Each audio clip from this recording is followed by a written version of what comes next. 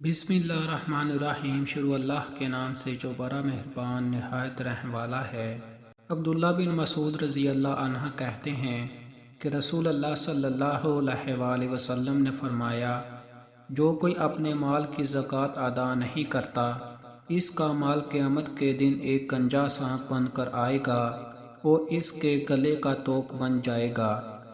آپ صلی اللہ علیہ وآلہ وسلم نے اس کے ثبوت کے لیے قرآن کی یہ آیت پڑھی، اور جن لوگوں کو اللہ تعالیٰ نے اپنے فضل سے کچھ مال دیا ہے اور وہ اس میں کنجوسی کرتے ہیں، فرض زکوٰۃ ادا نہیں کرتے، تو اس کنجوسی کو اپنے حق میں بہتر نہ سمجھیں بلکہ بری ہے۔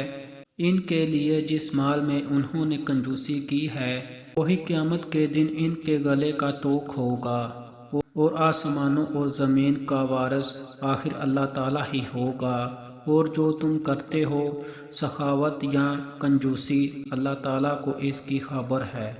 سورۃ ال عمران 180۔